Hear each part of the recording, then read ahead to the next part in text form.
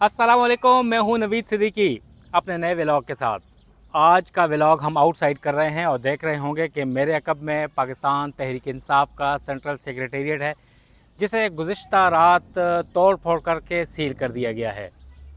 वजूहात क्या हैं पीटीआई के सेंट्रल सेक्रेटेरिएट की सीलिंग के, और क्या क्या वाक़यात गुज़िश्ता 2-3 रोज़ के दौरान रोनुमा हुआ है। सेंट्रल सेक्रेटेरिएट G84 इस्लामाबाद की सग़ीर मार्केट में ये वाक़या है और इसकी वजूहात हम आपको बताएंगे अपने इस व्लॉग में, और तफसीलात से भी आगाह करेंगे कि यहाँ पर सेंट्रल सेक्रेटेरिएट के बाहर और अंदर सीडीए ने जो गुज़िश्ता रात ऑपरेशन किया है और 2-3 रोज़ पहले जो यहाँ की इस्लामाबाद पुलिस यहाँ पर आई थी और क्यों आई थी, और क्या क्या नुकसानात हुए हैं सेंट्रल सेक्रेटेरिएट के, और पीटीआई के रहनुमाओं का क्या मौक़िफ़ है और यहाँ पर जो केयर टेकर है उनका क्या मौक़िफ़ है, उस बारे में हम आपको बताएंगे। और बज़ाहिर ऐसा लगता है कि पीटीआई के ख़िलाफ़ एक और क्रैकडाउन शुरू कर दिया गया है।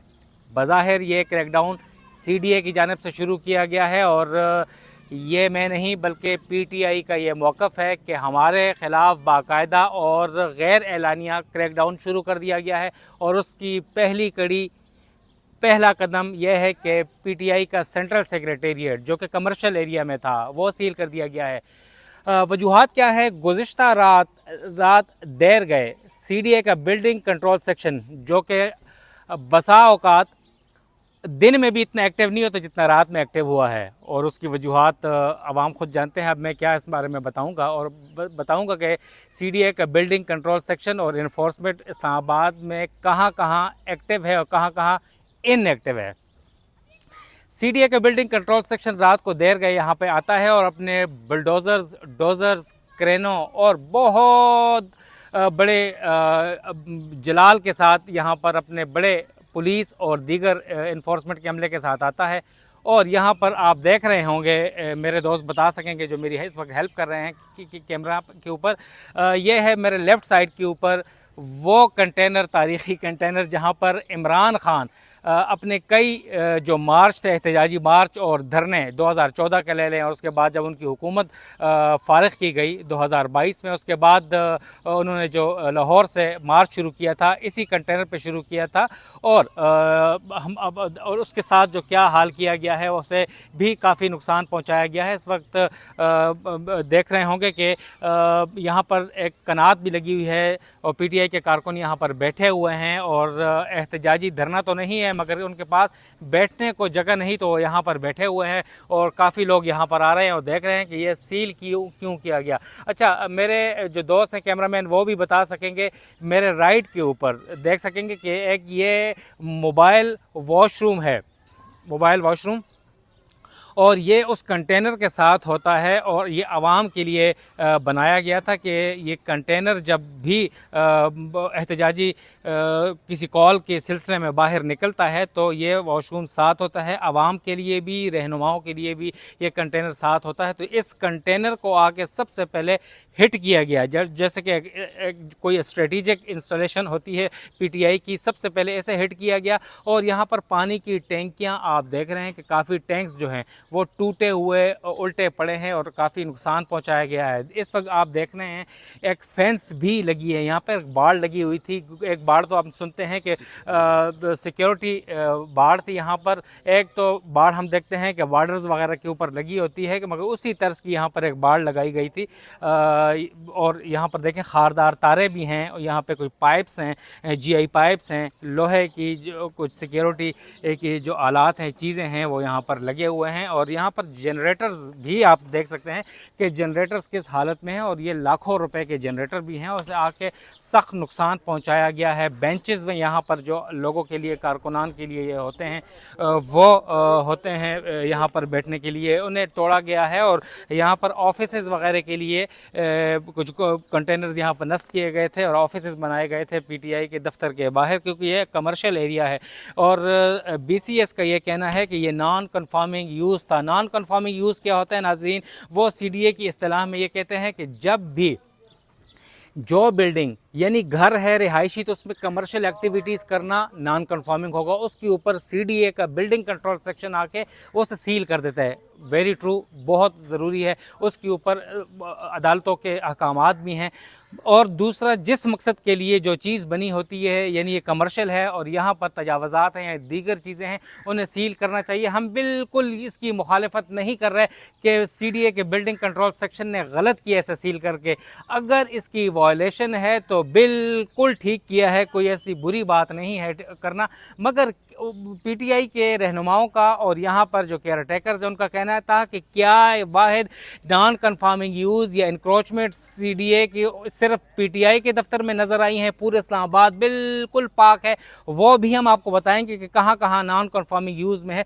मगर सीडीए का ये कहना है कि उनके ऊपर रूफ टॉप, जहाँ पर पीटीआई ने एक ब्रीफिंग रूम बनाया हुआ था 3rd फ्लोर के ऊपर, वो इल्लीगल है और उसे हटाना चाहिए था। और उसके लिए सीडीए का ये मौक़िफ़ है कि उन्होंने इसके ओनर को, सरताज अली को, गुज़िश्ता 3-4 साल के दौरान काफ़ी नोटिस दिए हैं। मगर दूसरी जानिब पीटीआई का यह मौक़िफ़ है कि वो नोटिस उन्हें नहीं मिले, क्योंकि उन्होंने ये बिल्डिंग जो थी वो 2000 में ये ख़रीदी थी, 4 साल पहले ख़रीदी थी। और ख़रीदते वक्त सरताज अली से जो ख़रीदी थी, उस वक्त तमाम जो डॉक्यूमेंट्स जमा करवाए गए थे वो हमने सीडीए को बता दिया था कि हम किस मकसद के लिए ये बिल्डिंग ख़रीद रहे हैं। उसके हमने लाखों रुपए के टैक्सेस दिए, हमने रिटर्न्स जमा करवाए, हमने सीडीए को बारहा आगाह किया, कुछ काफ़ी चीज़ें दी। उसके बावजूद उन्होंने हमें ये चीज़ अलाउ कर दी कि हम यहाँ पर कर सकते हैं और ये कमर्शियल एरिया है और कमर्शियल एरिया में ही आप इस किस्म की एक्टिविटीज़ कर सकते हैं। और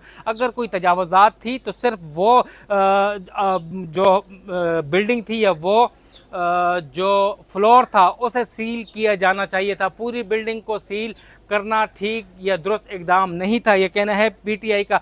हम आपको अगर बताएं कि यहाँ पर एक बहुत बड़ा मॉल है, सफ़ा गोल्ड मॉल इस्लामाबाद का, F7 मरकज़ जिना सुपर में, वहाँ पर भी कुछ नॉन कन्फर्मिंग यूज़ इलीगल वहाँ पे फ्लोर्स थे, मगर सीडीए ने पूरी बिल्डिंग को सील नहीं किया था। उसको भी एक ख़ास फ्लोर को सील किया गया था और एक्शन लिया गया था। आप इस वक्त देख सकते हैं कि यहाँ पर एक सीलिंग नोटिस है बीसीएस की जानिब से, उसमें लिखा गया है कि CDA this premises has been sealed on account of non confirming use. ये साइन है director building control city CDA, और इसमें ऊपर डायरेक्टर के दस्तखत भी मौजूद हैं।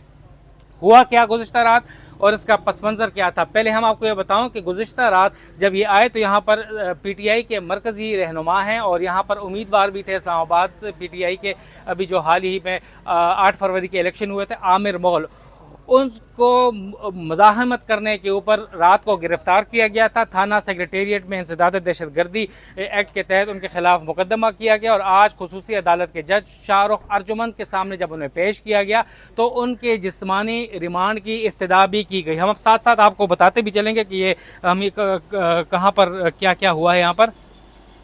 और आमिर मुग़ल को जो आज खुसूसी अदालत के जज शाहरुख अर्जुमंद के सामने पेश किया गया तो उनकी जिस्मानी रिमांड के लिए उन्हें कहा गया कि इस्तदा की गई कि उनका जिस्मानी रिमांड दिया जाए, जिस पर अदालत ने इनकार कर दिया और 14 रोज़ के लिए जुडिशल रिमांड पर अडयाला जेल भिजवा दिया है।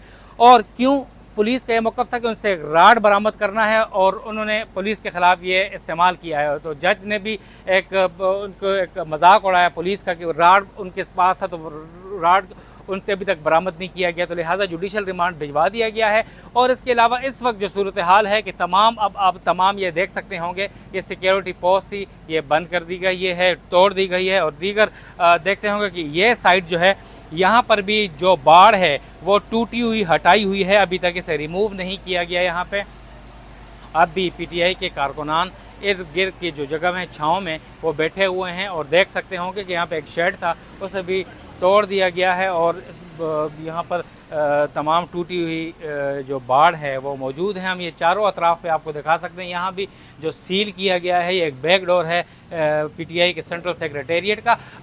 इसका हमारी बात हुई है पीटीआई के कुछ दोस्तों से, तो उनका कहना था कि इसका पस मंज़र कुछ और है, क्योंकि गुस्सा किसी और चीज़ पे था और उतारा किसी और चीज़ पर गया है। बकौल उनके 3 रोज़ पहले पाकिस्तान तहरीक इंसाफ के सरकर्दा रहनुमा और साबिक वफाकी वज़ीर हम्माद अज़हर वो 3 रोज़ पहले यहाँ पर आए थे और उन्होंने कुछ मीडिया से टॉक की थी। एक वीडियो यहाँ से लीक हुई थी जिसके बाद इस्लामाबाद पुलिस हरकत में आई और उसके बाद फिर वो यहाँ से तो पुलिस जब यहाँ पहुँची तो हमाद अजहर चले गए। तो बताया यही जा रहा है कि वो खैबर पख्तूनख्वा चले गए हैं, मगर जब पुलिस आई तो उस वक्त भी PTI के मरकज़ी रहनुमाओं के साथ अक़वाम मुत्तहिदा की कोई टीम यहाँ पर मुलाकात कर रही थी और उसकी पादाश में और उसके पस मंज़र में PTI पुलिस और CDA ने यहाँ पर क्रैकडाउन बोला है, हल्ला बोला है और कुछ गिरफ्तारियाँ भी की हैं। और मरकज़ी रहनुमा जैसे मैंने बताया कि आमिर मुग़ल इस वक्त गिरफ़्तार हैं, जुडिशल रिमांड पे हैं।